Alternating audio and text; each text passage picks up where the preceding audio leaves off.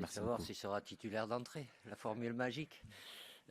Oui, ben, de par ce qu'il réalise avec son club, le PSG, depuis le dernier rassemblement, voilà, il est là avec nous parce qu'il a toutes les qualités pour être au très haut niveau, même si il y a évidemment de la concurrence à son poste, mais ce qu'il est capable de réaliser avec son club à son jeune âge mais démontre déjà un potentiel énorme et puis une maturité déjà bien affirmée en ayant un peu plus de 17 ans. Donc c'est évidemment une étape importante pour lui dans sa carrière. Tout va très vite pour lui, mais il a aussi cette capacité à pouvoir assumer toutes ces responsabilités-là.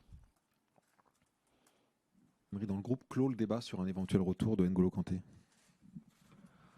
Non, ça coupe pas le débat. J'ai pas changé de position par rapport à NJ. Le fait que l'option que j'ai prise après la Coupe du Monde, c'est de donner du temps de jeu à ceux qui étaient là pour qu'ils s'aguerrissent aussi. Warren en fait partie. NJ joue fréquemment puisqu'ils ont des matchs souvent tous les 3-4 jours. Je me laisse le temps, je ne sais pas quelle situation j'aurai au mois de mai lorsqu'il faudra faire la liste pour l'Euro. NJ, je le considère toujours sélectionnable, mais d'ici là, l'option, je le répète, c'est à travers les matchs que l'on a eus et que l'on aura, d'aguerrir ceux qui ont moins d'expérience. Parce qu'on parle de NJ qui est habitué aux grandes compétitions, Paul aussi. Donc là, il y a des joueurs, certains étaient à la Coupe du Monde, d'autres pas, comme Warren. Et tout ce qu'ils pourront emmagasiner avant, ça sera mieux avant le moment de faire la liste finale. Johannesson. Est-ce que les performances d'Antoine Griezmann actuellement vous impressionnent? Non, c'est Antoine.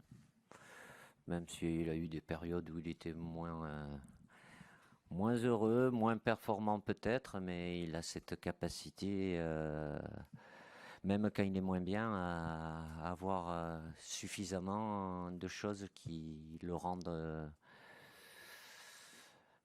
pas irremplaçable, personne n'est irremplaçable, mais indispensable. Donc il est en pleine confiance, il joue dans des postes différents, il a besoin de liberté, mais aujourd'hui il a une efficacité qui est très élevée et il participe à énormément de constructions qui amènent des buts aussi, il en marque, donc mais il est toujours, voilà, lui aussi il a plus 25 ans, mais il a toujours envie et bon, il a la capacité athlétique aussi à pouvoir répéter ses efforts et avec une touche technique qui amène dans les équipes où il est, que ce soit avec l'Atlético ou avec nous, à faire des différences. Sur où vous voulez, il n'a pas le même registre, mais ils peuvent jouer dans la même position. C'est vrai que Kama, il n'y a pas si longtemps que ça, était peut-être plus à l'aise, où il aspirait plus à avoir un peu plus de liberté pour se projeter, forcément dans ce rôle-là où il est pointe basse, dans un triangle ou un losange comme au Real Madrid, qui est des fois, il se retrouve à 4 aussi. Il est là pour donner des garanties défensives, mais évidemment avec cette capacité, de par sa justesse technique, à fluidifier beaucoup le jeu. Donc il peut jouer arrière gauche aussi, où il est très bon d'ailleurs. Mais il a Kama la capacité à pouvoir jouer dans plusieurs postes, dans différents systèmes.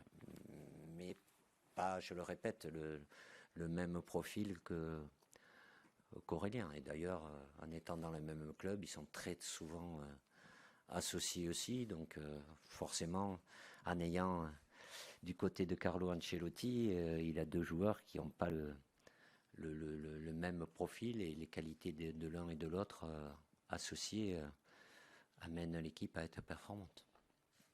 Didier